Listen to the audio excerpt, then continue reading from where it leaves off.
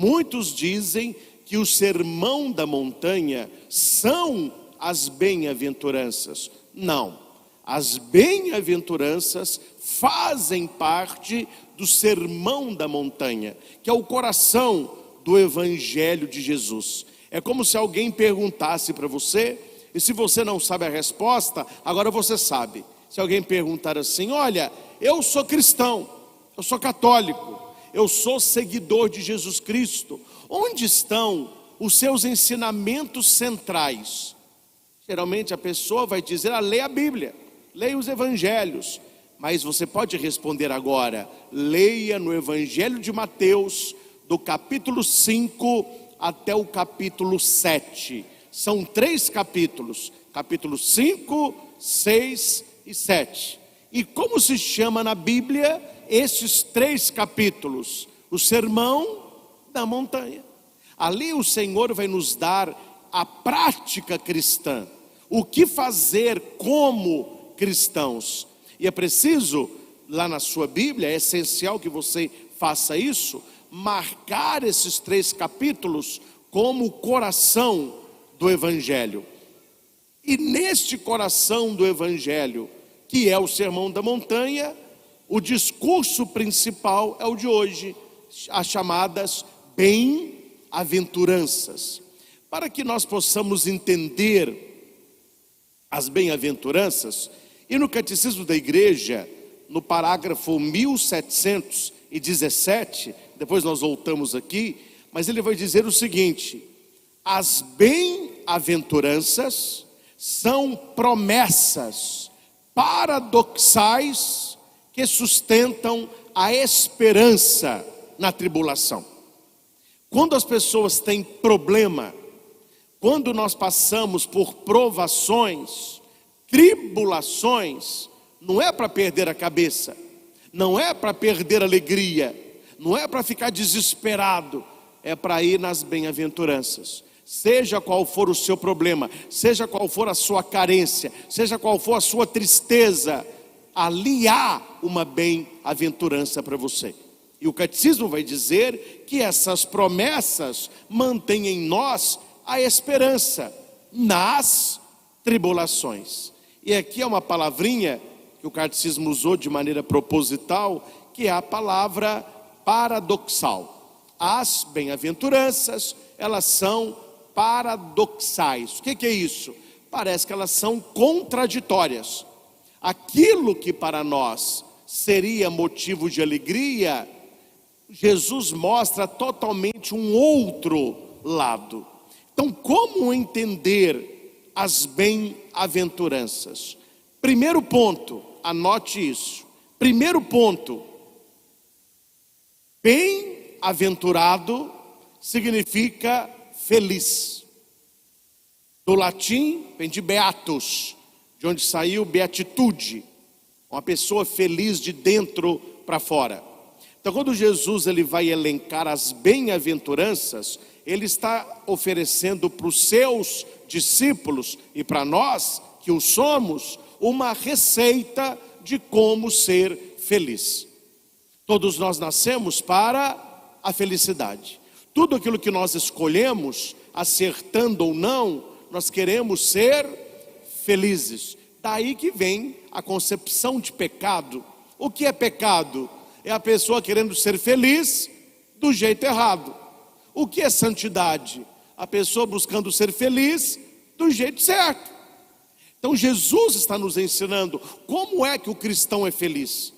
Como é que você introjeta na sua vida uma felicidade que não tenha prazo de validade. Não é só os produtos que nós compramos no supermercado que tem prazo de validade. A felicidade do mundo, ela tem prazo de validade, ela tem início, meio e fim. Tanto é que os filmes, alguns não tão mentirosos, mas ilusórios, filmes de romance, filmes de amor, filmes de princesa, geralmente como que o filme termina? E eles foram felizes para sempre. Esse para sempre até que um dos dois morreram, né? Foram felizes para sempre até que os dois bateram a bota. Porque felicidade para sempre só existe em Deus. As outras felicidades são todas transitórias e passageiras. Eu e você temos data de validade. Ninguém vai viver eternamente. Então é por isso que nós não podemos nos apegar às alegrias aqui de baixo. Não significa que nós não tenhamos alegria, e devemos ter e buscá-las, mas não podemos colocar nelas a razão da nossa esperança, porque vai passar, vai passar. E as coisas materiais, eu não vou aprofundar nisso aqui, mas as coisas materiais, elas nos ensinam como é que a vida funciona, e o ser humano não aprende. O que é que você tem hoje que é novo e que não será amanhã velho? Vamos pegar um exemplo de tantos. Hoje está muito badalada a questão do celular. Aí você fica olhando o celular e fala, meu Deus, esse é o celular, esse é o top, é o top.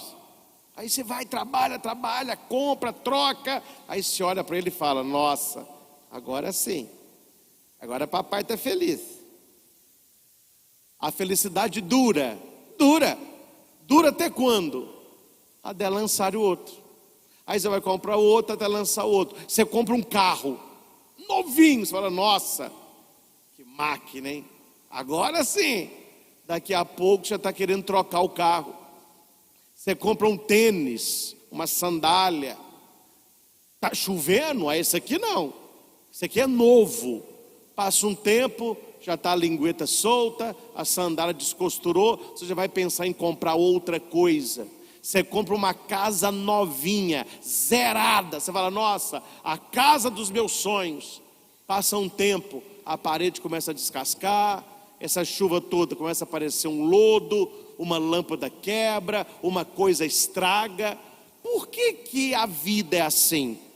É para que nós possamos aprender que todas as coisas da terra, elas não são eternas, elas vão se deteriorando, elas vão acabando, e assim é a felicidade daqueles que a colocam nas coisas que acabam, nas pessoas que passam.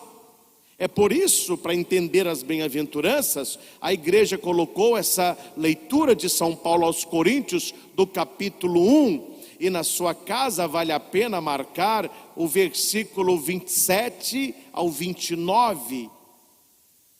Primeira carta de São Paulo aos Coríntios, capítulo 1, 27 ao 29. Os fiéis têm o folheto nas mãos. O versículo 27 até o versículo 29 vai dizer o seguinte: preste atenção nisso para você entender as bem-aventuranças. Deus escolheu o que o mundo considera estúpido para confundir os sábios. Deus escolheu o que o mundo considera fraco para confundir o forte. Deus escolheu o que para o mundo é sem importância e desprezado, o que não tem nenhuma serventia, para mostrar a inutilidade do que é considerado importante. Olha isso aqui. Deus, ele considera inútil aquilo que muitas pessoas consideram importante. E o que é importante? Ser feliz de acordo com as bem-aventuranças. A felicidade fora das bem-aventuranças é uma felicidade inútil. O que é uma coisa inútil? Hora que você precisa, não tem serventia alguma. Uma inutilidade. Aí você pode entrar então nas bem-aventuranças, entendendo que os valores de Deus não são os valores do mundo, que os valores daquele que serve a Deus não são os valores daqueles que servem ao pecado. Eu não sei na cabeça de muita gente como que a pessoa consegue defender valores totalmente contraditórios. totalmente contraditórios. Vou dar um exemplo. Eu sou a favor da vida, eu sou contra a morte, eu sou cristão, eu sou de missa, eu comungo. Jesus veio para que tenhamos vida. Aí você vê a pessoa com uma plaquinha fazendo passeata pro aborto. Ela defende duas coisas contraditórias na mesma cabeça. Como que você compreende isso? Porque a pessoa ela aprendeu a mesclar nesse liquidificador que nós estamos vivendo, essa sociedade líquida, valores e contravalores convivendo pacificamente juntos. Há pessoas que você não entende o que a pessoa pensa, que ela defende coisas totalmente contraditórias juntas. Então, Jesus está falando no Evangelho que quem com ele não ajunta dispersa. Há valores cristãos e aquilo que não é um valor cristão é um contravalor. Aquilo que não é um hábito é um vício. Aquilo que não te leva à santidade é pecado. É ou, não é ir não. Não é ir não. E as pessoas querem viver o ir. Elas querem ser de Cristo e continuar no pecado. Elas querem frequentar a igreja e frequentar espiritismo, macumba, protestantismo. A pessoa quer estar casada e ter um amante. Quer dizer, são coisas totalmente contraditórias. É por isso que a segunda leitura, e é importante que você marque essa leitura na sua Bíblia, Deus escolheu o que para o mundo é sem importância, é desprezado e não tem serventia, para assim mostrar a inutilidade do que o mundo considera importante. Então aqui é você escolher o que é importante para você. Não sei se vocês lembram de um quadro do programa Silvio Santos, de quem gosto muito, grande comunicador. Há anos atrás, quando a minha avó ainda era viva, ela adorava participar do Domingo com o Silvio Santos. Domingo sem o Silvio não era domingo. E havia um quadro interessante. O Silvio escolhia uma pessoa, colocava a pessoa dentro de um cubículo, colocava um fone alto no ouvido dela e tinha na frente dela uma luz. Toda vez que a luz acendia, a pessoa tinha que dizer sim ou não. Por quê? Porque o Silvio estava no palco com vários brindes, e ele pegava brindes caros e brindes baratos e perguntava: você quer trocar isso por isso? Aí a luz acendia, a pessoa, sim! Aí tem hora, não! Quem lembra disso aí? É um quadro famoso do Silvio Santos, né? E a gente gostava de ver. E o Silvio, você sabe como que ele é, né? Aí ele pegava uma coisa cara. Você quer esse relógio no valor de tantos mil cruzeiros, tantos mil cruzeiros, não sei o quê? A pessoa, sim! A plateia, ei! Você quer trocar esse relógio caro por essa forminha de plástico de gelo? Não! Todo mundo, ei! Você quer trocar este relógio por esta foto desbotada da minha família? Sim! Todo mundo, Aí ele ia, na maioria das vezes, ele tentava ajudar o participante. Quando ele estava com um prêmio bom, ele parava ali. Por que eu estou contando isso, meus irmãos? Porque nós estamos vivendo um mundo igual isso. Nós estamos escolhendo o tempo inteiro. O tempo todo Deus pergunta e o mundo pergunta: você quer trocar isso por isso? Só que tem uma diferença deste quadro do programa do Silvio Santos. Qual é a diferença? No programa eles não viam. Hoje as pessoas veem e elas trocam a verdade pela mentira.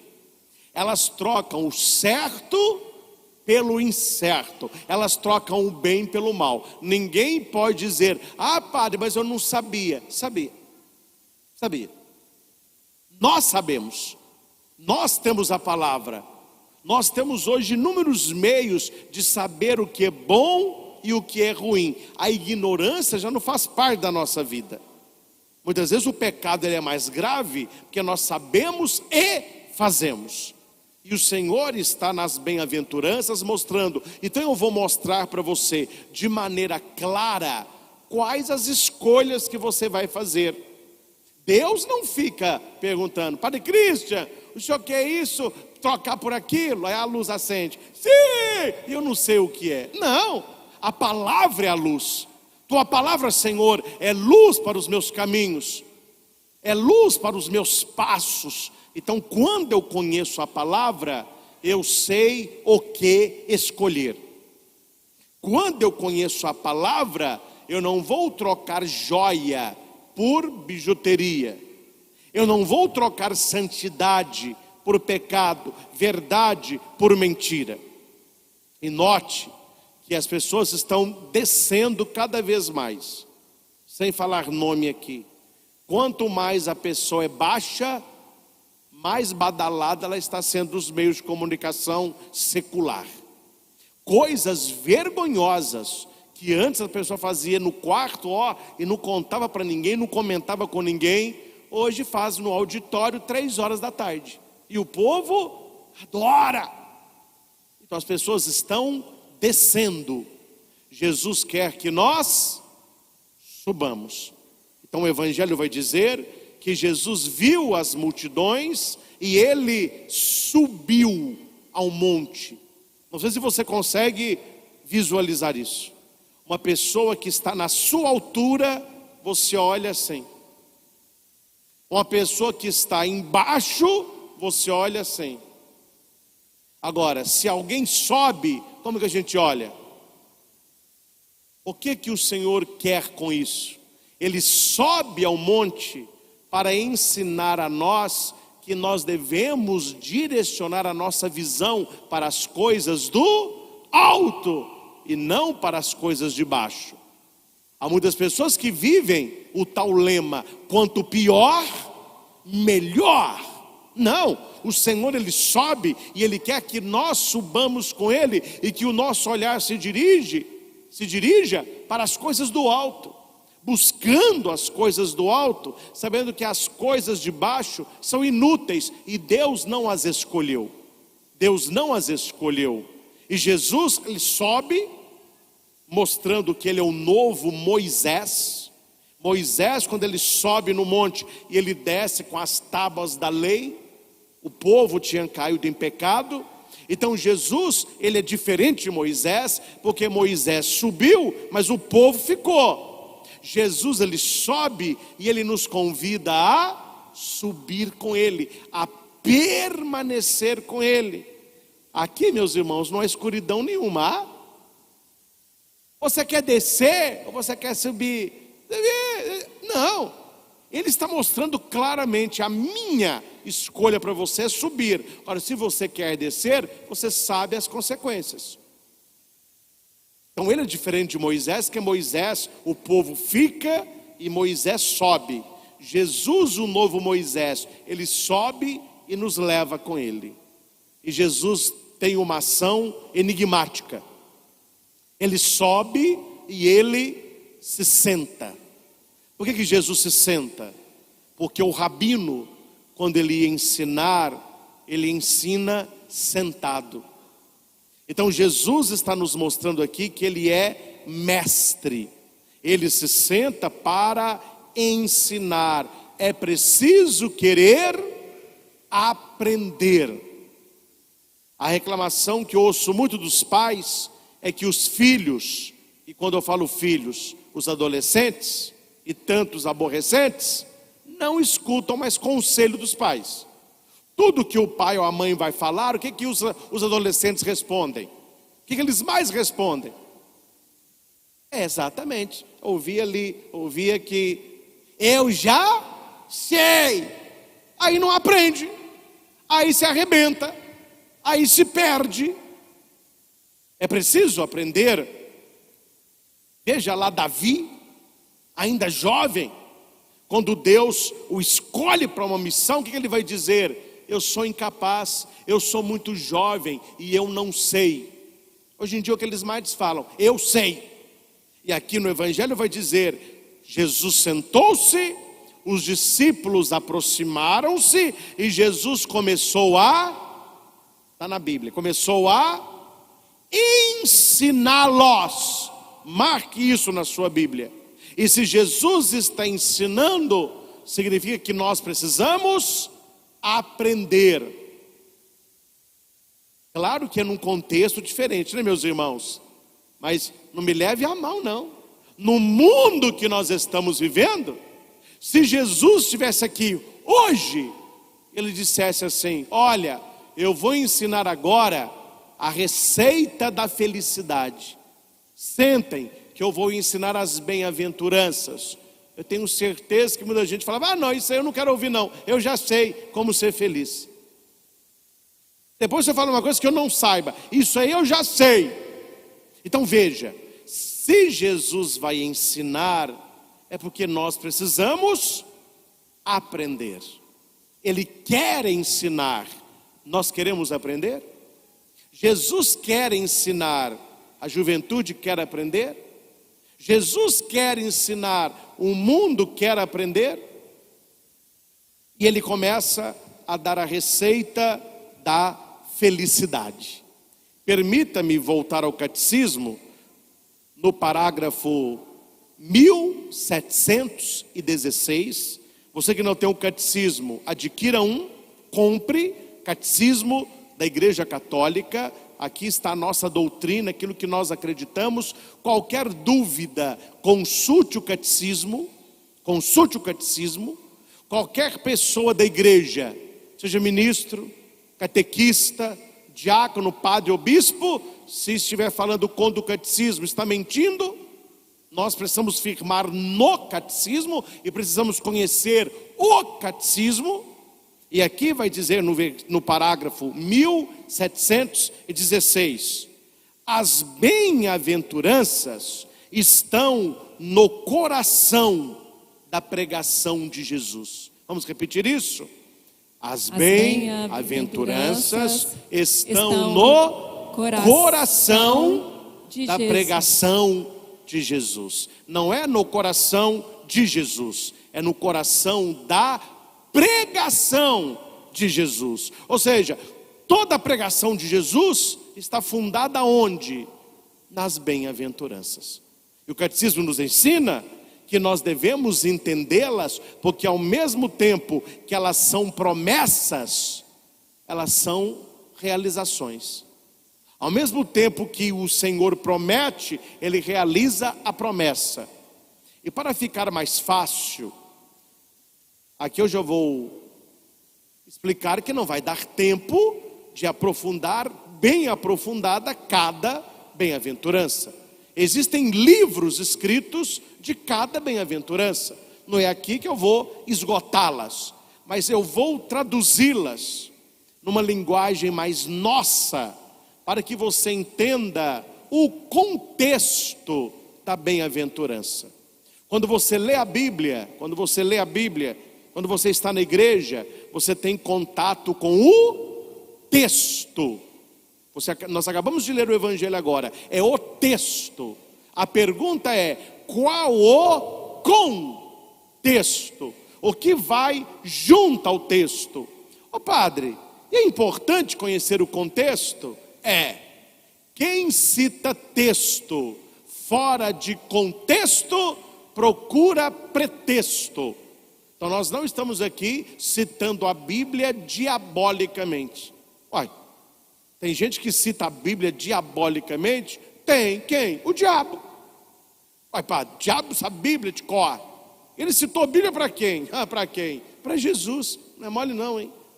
O diabo não se manca, é ridículo mesmo. Ele no deserto, ele citou a Bíblia para Jesus 3 vezes. A Escritura diz. Só que Jesus respondia, mas a Escritura também diz. Então não é citar o texto fora de contexto para ser pretexto. É conhecer o contexto do texto para vivê-lo na verdade que Jesus quis pregar. A primeira bem-aventurança e a oitava, elas resumem todas as outras. Que se você estudar as bem-aventuranças, você verá que todas as outras jogam para um futuro próximo. Os aflitos serão consolados, os mansos possuirão a terra, os que têm fome e sede de justiça serão saciados, os misericordiosos alcançarão misericórdia, os puros de coração verão, olha, tudo verbo de futuro. Mas quando você lê a primeira bem-aventurança, bem-aventurados pobres em espírito, porque deles é o reino dos céus. E a última bem-aventurança, bem-aventurados os que são perseguidos por causa da justiça, porque deles é o reino dos céus. Todas as outras estão no futuro. Essas duas, a primeira e a última, estão no presente. Ou seja, nós queremos ser felizes, não é só depois da morte, não, já é aqui agora. Nós queremos a realização das promessas de Deus, não é amanhã não, é hoje. Então como que isso se realiza? Eu tenho que ser pobre em espírito, e se assim o for, eu verei a perseguição chegar. E nessas duas situações, eu experimentarei o céu na terra. Eu experimentarei a presença de Deus na terra. E cada bem-aventurança traz um segredo. A primeira vai dizer: bem-aventurados os pobres em espírito, porque deles é o reino dos céus. O que significa pobre em espírito? Não é pobre de espírito. Uma pessoa pobre de espírito, você foge. É pobre em espírito, ou seja, é uma espiritualidade pobre. Eu não sou, Deus é. Eu não me basto, eu preciso de Deus. A pobreza em espírito me leva a depender absolutamente de Deus. Uma pessoa que não é pobre em espírito, ela não reza, ela não precisa de Deus. Ela confia nela mesma, ou ela confia nas riquezas dela. Quando Jesus diz: bem-aventurados os pobres em espírito, é a espiritualidade dos pobres. E o que é na palavra um pobre?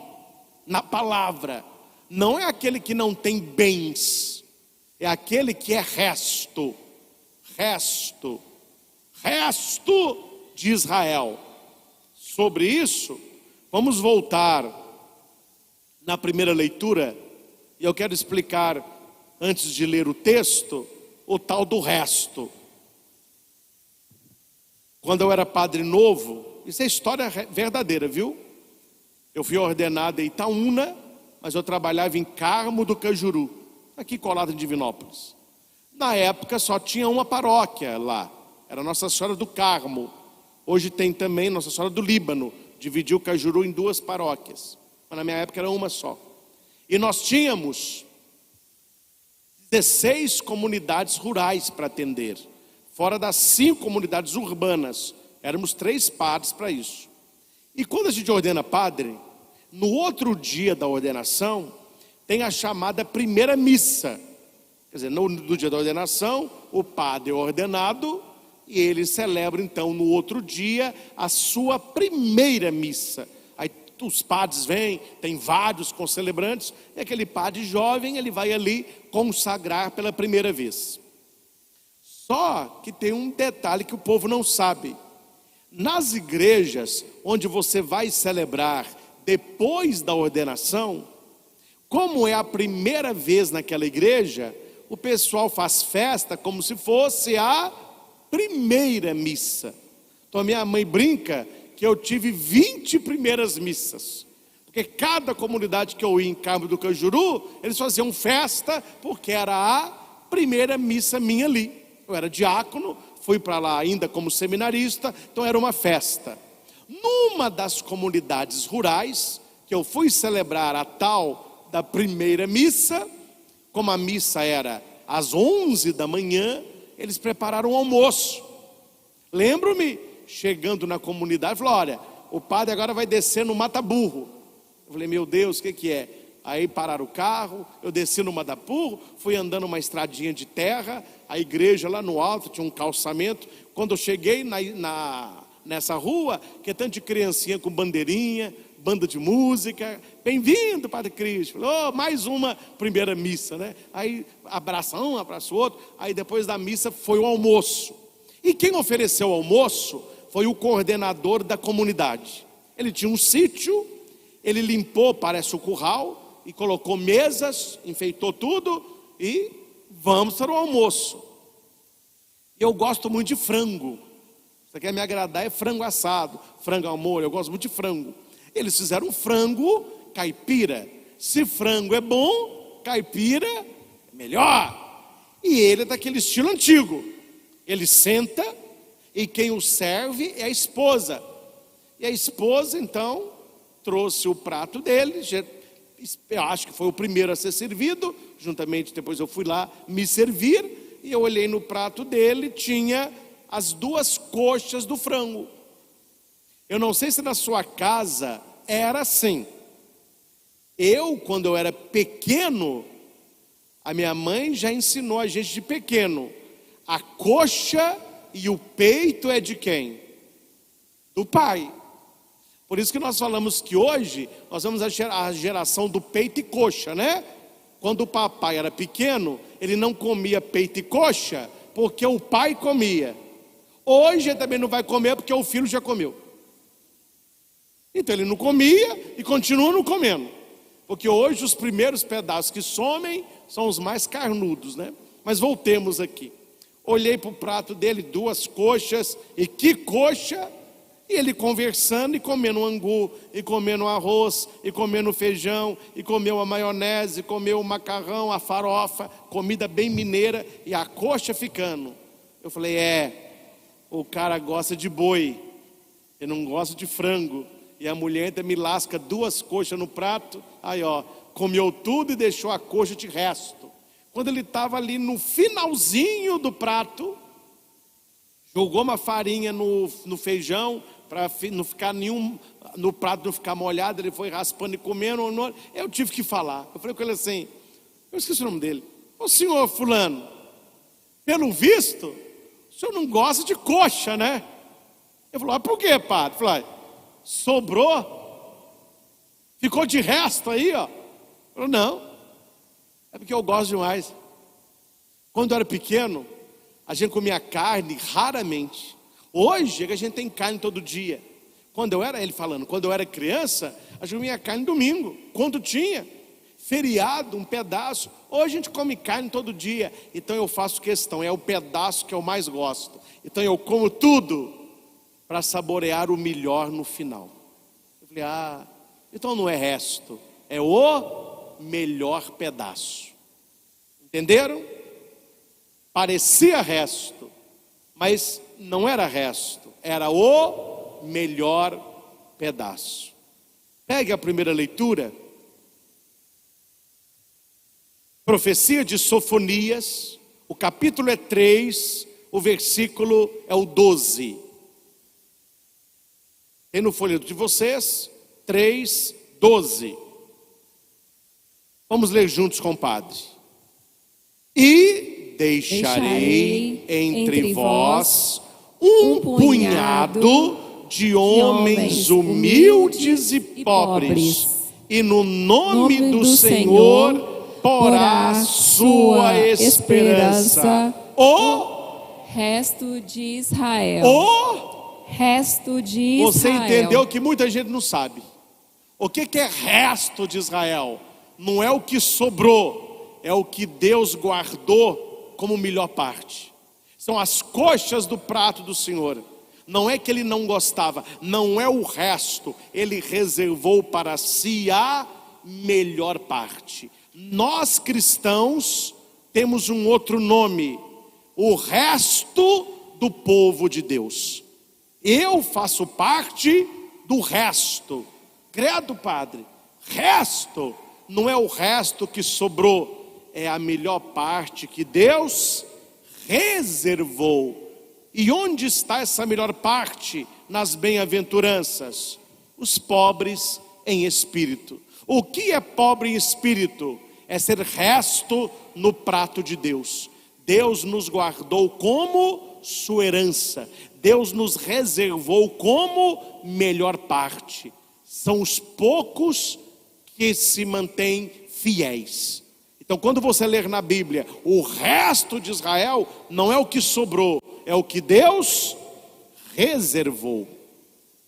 Segunda bem-aventurança: bem-aventurados os aflitos, porque serão consolados. Aflitos aí, na tradução original, é os que choram. Foi traduzido por aflição, mas bem-aventurados os que choram, porque serão consolados. Interessante, né? Que na vida, bem-aventurados que... Você viu um grupinho reunido e tem lá o pessoal. O povo está feliz, hein? Um dia alguém me disse assim: ó padre, dinheiro não traz alegria. Falei: meu filho, eu nunca vi ninguém andando de jet ski chorando, entendeu? Você vê, as pessoas são felizes. Só que a bem-aventurança, ela fala o contrário. Bem-aventurados que choram. Ué, por quê? Aí vem a pergunta: eles estão chorando por quê? Santo Agostinho responde: bem-aventurados os que choram por causa dos seus pecados. Bem-aventurados os que choram por causa das ofensas que Jesus Cristo tem recebido. Olha como que é preciso entrar no texto, senão você não entende. Não é bem-aventurado você ficar chorando de noite. Eu sou um bem-aventurado, eu vivo chorando. Não, isso não é bem-aventurança. Bem-aventurança é você chorar pelos seus pecados, querendo se converter, e chorar pelas ofensas que Jesus Cristo recebe. E olha que eu já vi muita gente chorando, mas até hoje ninguém me respondeu: por que você está chorando? Padre, eu estou chorando porque eu pequei. Choramos por coisas inúteis, como diz a segunda leitura. Bem-aventurados que choram, porque estes serão consolados. Bem-aventurados mansos, porque possuirão a terra. O que é uma pessoa mansa? Eu sei, padre, o que é? É uma pessoa boba. Você pode fazer com ela o que for, que ela não reage. Não, isso não é mansidão, isso é lerdeza, é outra coisa. Mansidão nas bem-aventuranças, e quem nos ensina também é Santo Agostinho, no seu sermão sobre as bem-aventuranças. Ele vai dizer que os mansos são aqueles que têm paciência com os outros, principalmente com as pessoas mais difíceis. E a pessoa mansa, ela nunca busca a vingança. Isso é mansidão. É a pessoa paciente com os outros, com os mais difíceis, e é uma pessoa que perdoa, ela não se vinga. Uma pessoa vingativa, ela não exerce a mansidão. Então é como se Jesus estivesse falando: você quer ser feliz? Não se vingue. Você quer ser feliz? Tenha paciência com as pessoas, principalmente as mais difíceis. As mais difíceis. Bem-aventurados os que têm fome e sede de justiça, porque serão saciados. Eu já vi gente explicando isso aqui errado. Está vendo? Quem passa fome e sede agrada a Deus. É um bem-aventurado. Não, meu filho. É fome e sede de quê? De justiça. E o que é justiça do latim? Justitiam. É conferir à pessoa o que é próprio e digno da pessoa. Numa tradução nossa, é como se Jesus estivesse falando: bem-aventurado aquele que tem fome e sede de santidade. Santo Agostinho, bispo de Hipona, que interpretou o texto. Fome e sede de santidade, porque estas pessoas serão saciadas. conformar a própria vontade com a vontade de Deus.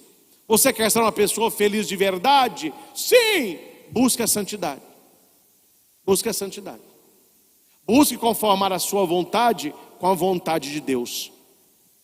Bem-aventurados os misericordiosos, porque alcançarão misericórdia. Minha pergunta é: o que é ser uma pessoa misericordiosa? Olha para o padre. Perdoar o outro, principalmente quando ele não merece perdão. Perdoar já não é fácil. Quando o outro não merece, aí é mais difícil ainda. Eu escutei um testemunho, numa das minhas idas na TV evangelizar, de uma pregadora que estava dormindo na cama com a sua mãe. Ela era ainda adolescente. A mãe não queria morar com o pai, alcoólatra, agressivo, traidor. O pai arrebenta a porta e entra no quarto. A mãe acende a luz, o pai está com uma faca de churrasco na mão.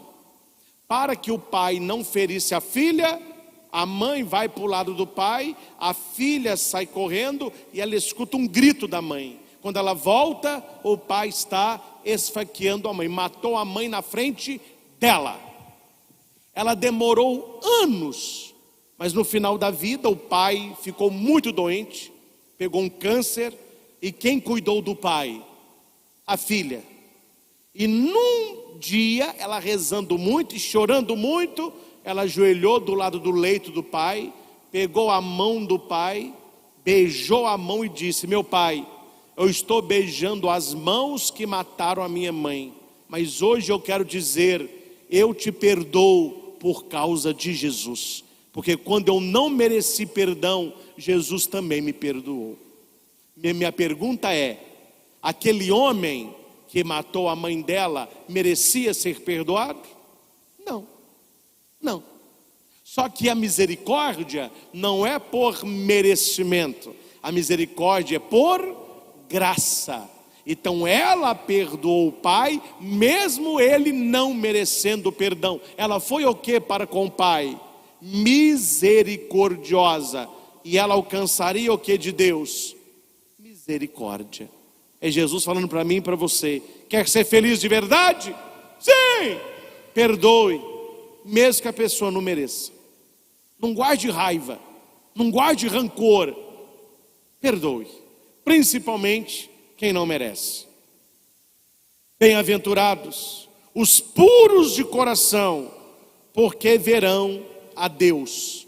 Repita comigo: pureza. Pureza. Repita comigo: pureza. Pureza. Repita comigo: pureza. Pureza. O que é que o mundo hoje menos tem? Pureza. O que as pessoas menos buscam? Pureza. O que é que os pais não estão ensinando os filhos? Pureza. Por isso que ninguém está vendo Deus. Pega na porcentagem, quantos jovens creem em Deus? Quantos adolescentes estão buscando Deus na igreja? Não vê Deus, porque é uma vida totalmente impura. É a impureza da mente, a impureza do coração. Jesus está falando: você quer ser feliz de verdade? Quero. Mantenha o seu coração puro, mantenha a sua mente pura. E o que significa manter um coração e a mente pura? Deixados livres das imundícies e impurezas do mundo. Não se contaminar, não se deixar contaminar. E aqui, gente, me desculpe, viver a radicalidade do evangelho. Nós estamos num mundo chato pra caramba, viu? Chato pra caramba. Vou dar um exemplo aqui sem citar o nome, estou criando na minha cabeça. A moça vai para o parque de exposição, teve até show aí, hein? Vai para o parque de exposição, aí beija 4, rela em 5, dorme com 3, bebe com um gambá, vomita. Vida louca, hein? Você aproveitou, hein? Outro exemplo. A moça é catequista, não fala palavrão, não acessa pornografia, vai à missa todo domingo, entrou para a Legião de Maria. O pessoal começa assim: você está fanático em religião, hein? Tem um trem errado com você aí, hein? Entenderam, sim ou não? Os que estão buscando a pureza são vistos como desequilibrados. Os que estão buscando a impureza são vistos como badalados. Esse é o mundo, meus irmãos. Ninguém quer pureza, mas não. Claro, existem as pessoas que buscam, mas a coisa mais difícil você ouvir hoje da boca de uma jovem é: padre, eu estou procurando ter uma vida pura. A palavra aparece, elas querem ter uma vida pura, mas não é pura, parece com pura, mas não é pura. Você tira o R e põe um T nisso aí. Quanto mais, melhor. E todo mundo acha lindo. Crianças pequeninas, menina pequenina, 3 aninhos, 4 aninhos, vestido igual piriguete, pintado igual a prostituta, dançando funk pesadão, falando palavrões que nem adulto fala, e o papai e a mamãe filmando e colocando no TikTok. Tá badalada, tem tudo ali. O que não tem ali? Pureza. Infelizmente ela vai crescer e não verá a Deus, porque Jesus diz: bem-aventurados os puros de coração, porque verão a Deus. É um pecado grande tirar a inocência de uma criança. E a coisa é tão grave que eu não preciso nem falar o que está na minha cabeça. Eu posso falar o que está na cabeça de Jesus. Você sabe o que Jesus disse sobre quem perverte uma criança? Sim ou não? Se você sabe, eu não vou dizer. Se vocês não sabem, eu vou contar. Sim ou não? Jesus disse assim: aquele que escandalizar um pequenino desse, seria melhor que amarrasse no pescoço uma pedra de moinho e se lançasse ao mar. Esse é o Jesus que eles falam que é só do love. É um homem firme. O que Jesus está falando? Melhor você tirar a sua vida do que tirar a pureza de uma criança. E o que o mundo está fazendo hoje? Tirando a pureza da criança na menor idade possível. Eu já publiquei alguns vídeos, não vou publicar todos, senão fica uma coisa pesada. Mas quantas escolas eu já vi vídeos, não são todas as escolas, é claro que não, mas existe professor de arte, professor de educação física, colocando aqueles menininhos pequenininhos para dançar música com letra de sensualidade. Ensinando os menininhos, como se fosse pequenininho, a fazer gestos sexuais. Como já foi processado e foi demitido, acho que era 1995, 97, alunos com 6 anos de idade, estava começando na escolinha, um pervertido, estava lá ensinando essas crianças a colocar a mão no pênis, ensinando eles a masturbarem com 6 anos de idade. Onde este mundo vai parar, meus irmãos? Quer dizer, são pessoas pervertidas que querem perverter, tirando a inocência, a pureza. E a palavra de Deus está falando: você quer ser feliz de verdade? Seja uma pessoa pura, pura de mente, pura de coração. Bem-aventurados os que promovem a paz, porque serão chamados filhos de Deus. Pacificadores. Shalom. O que é shalom?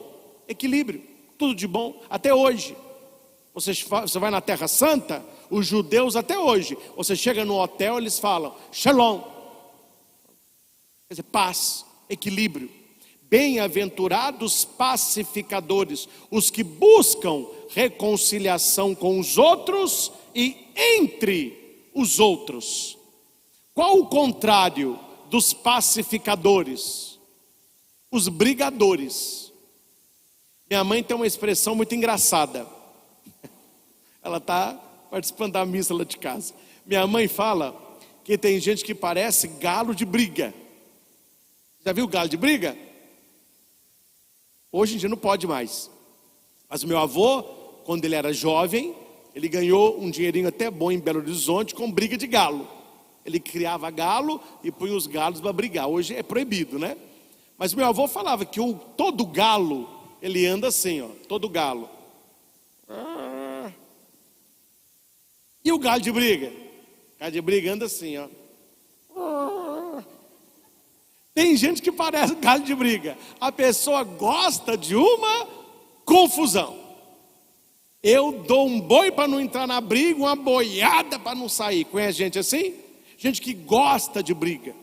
Tempestade em copo d'água. Essas pessoas não são pacificadores. Jesus está falando, bem-aventurados que promovem a paz. Busque reconciliação com os outros e busque que os outros não briguem. Crie um ambiente leve e não um ambiente pesado. E aqui um detalhe que eu quero abraçar, os casais. Aí você vai entender o que o padre vai dizer. Feliz do marido que casou com uma mulher pacificadora. Ela consegue pacificar a casa. Ela consegue pacificar os filhos. Ela consegue pacificar a família. Bem-aventurada da mulher que casou com o marido pacificador, um homem que não é de briga, um homem que não é de bate-boca, um homem que não é encrenqueiro, um homem que não se irrita por pouca coisa. Quer dizer, o pacificador, ele muda todo o ambiente que ele está. O brigador não. Você olha para a cara do brigador, ele já está querendo brigar com alguém. Bem-aventurados que promovem a paz. Quer ser feliz de verdade? Seja um pacificador, seja da turma do deixa disso. Chegamos à última bem-aventurança. Bem-aventurados os que são perseguidos. Por quê? Por quê? Então vamos completar. Aqui quem está falando é Santo Agostinho. Bem-aventurados os que são perseguidos por fazer a coisa certa e por falar a verdade e não concordar com a mentira. Dá nós, hein? Jesus está pregando isso hoje. Bem-aventurados que são perseguidos. Você quer ser feliz? Quero. Você está sendo perseguido? Não. Então você está na ilusão do mundo. O mundo te aplaude. Você está sendo perseguido? Tô. Tem gente que fala mal de você, que persegue você, que mente contra você, que fica te injuriando. Tô. Ou você está fazendo a coisa certa, ou você está falando aquilo que é certo. Porque quem vive na mentira, vê a verdade como agressão. Quem vive na mentira, não suporta a verdade. E qual é a consequência? Perseguição. É por isso que nós temos tão poucos profetas no mundo de hoje, e poucas pessoas que querem defender a verdade. Porque elas começam a fazer o que é certo. Quando vem a perseguição, elas esfriam, elas afastam. Jesus está falando, quem vive assim, você será alegre, você vai exultar, porque será grande a vossa recompensa nos céus. Então veja, meus irmãos, que as bem-aventuranças estão no coração da pregação de Jesus. E por último, nós terminamos com o catecismo, no parágrafo 1717. Ele vai dizer assim, atenção, as bem-aventuranças traçam a imagem de Cristo, o rosto de Cristo, e descrevem seu amor, exprimem a vocação dos fiéis, vocação é chamado, o chamado dos fiéis, associados à glória da sua paixão e ressurreição. As bem-aventuranças iluminam as ações e as atitudes características da vida cristã. São promessas, comecei falando sobre isso, paradoxais que sustentam a esperança nas tribulações.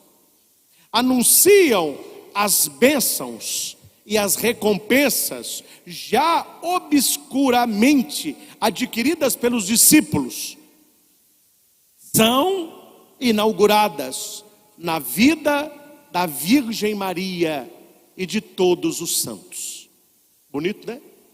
As bem-aventuranças é o coração da pregação de Jesus, e elas são inauguradas na vida de Nossa Senhora e dos santos.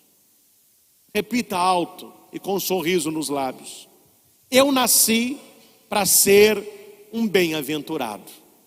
Eu nasci para ser um bem-aventurado. É para isso que a gente nasceu, gente.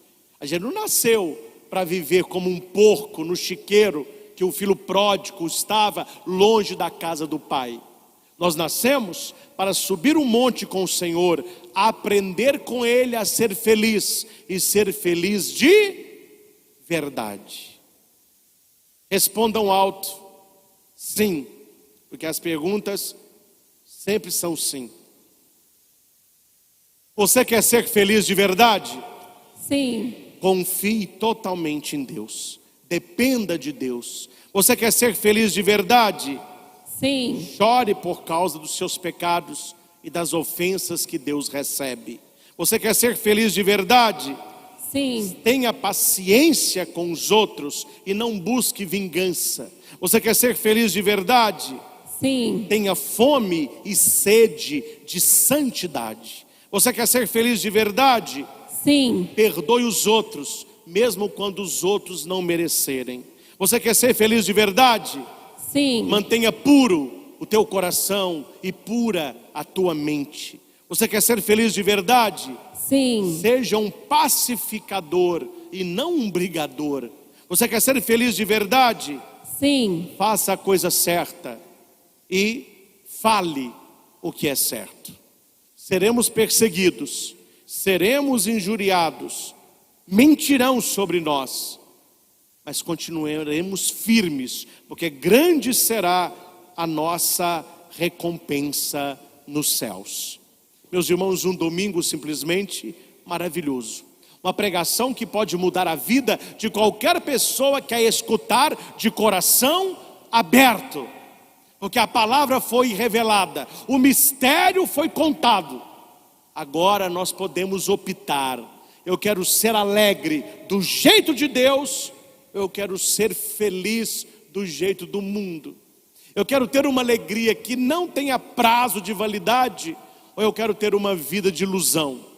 Nós não estamos escuros como na cabine no programa de Silvio. Nós temos a palavra. Nós temos a claridade do ensinamento de Jesus. Jesus veio para ensinar. Felizes daqueles que querem aprender. Ao Senhor Jesus, toda honra, toda glória e todo louvor. Louvado seja nosso Senhor Jesus Cristo.